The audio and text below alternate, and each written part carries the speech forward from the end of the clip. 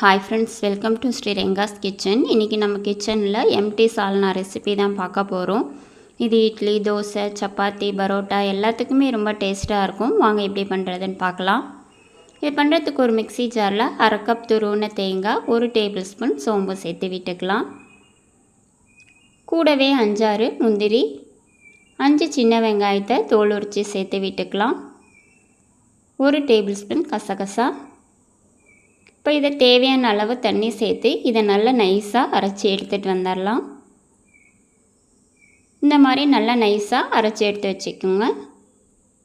இப்போ ஒரு குக்கரில் 3 டேபிள் ஸ்பூன் எண்ணெய் விட்டுக்கலாம். எண்ணெய் நல்லா சூடானதும் 1/4 டேபிள் ஸ்பூன் சோம்பு, ஒரு சின்ன துண்டு பட்டை, 2 கிராம்பு, 1 ஸ்டார் அனீஸ், 1 ஏலக்காய், கொஞ்சம் கல்பாசி சேர்த்து விட்டுக்கலாம். இப்போ ஸ்பைசஸோட வாசனை வந்தோடனே 2 பெரிய வெங்காயத்தை நீல வாக்கில் கட் பண்ணி சேர்த்து விட்டுட்டு வெங்காயத்தை நல்லா வதக்கி விட்டுக்கலாம்.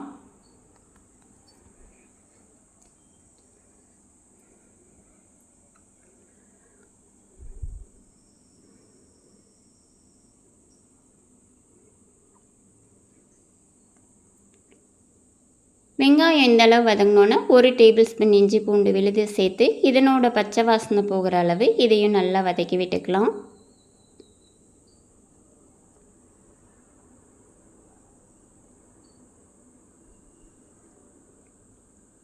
இப்போ 2 மீடியம் சைஸ் தக்காளியை சின்ன சின்னதாக கட் பண்ணி சேர்த்து விட்டுக்கலாம். கூடவே தேவையான அளவு உப்பு, 1/4 டேபிள் ஸ்பூன் மஞ்சள் தூள், 1 டேபிள் ஸ்பூன் நான் குழம்பு மிளகாய் தூள் சேர்த்து விட்டுக்கிறேன். நீங்கள் தனி மிளகாய் தூளாக இருந்தால் 1 டேபிள் ஸ்பூன் மல்லித்தூள் சேர்த்து விட்டுக்கோங்க.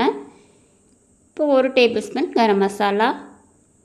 இப்போ மசாலாவோட பச்சை வாசனை போகிற அளவு நல்லா வதக்கி விட்டுக்கலாம்.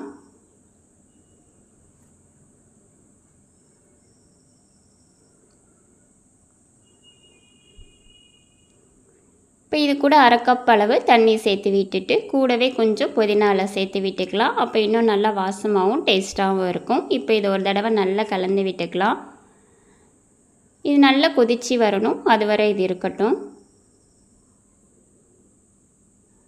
இப்போ பாருங்கள் நல்லா கொதித்து வருது. இந்த ஸ்டேஜில் நம்ம அரைச்சி எடுத்து வச்ச பேஸ்ட்டை இதோட சேர்த்து விட்டுட்டு கூடவே மிக்ஸி ஜார் அலசி தேவையான அளவு தண்ணி சேர்த்து விட்டுட்டு இது ஒரு தடவை நல்லா கலந்து விட்டுடலாம்.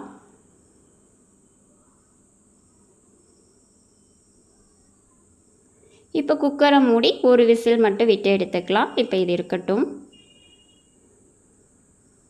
இப்போ பாருங்கள் ஒரு விசில் அடங்கினோன்னே நான் குக்கரை ஓப்பன் பண்ணியாச்சு. அவ்வளோதான், நம்மளோட எம்டி சால்னா நல்லா வாசமாக சூப்பராக ரெடி ஆகிடுச்சு. நீங்களும் இதே மாதிரி உங்கள் வீட்டில் ட்ரை பண்ணி பாருங்கள்.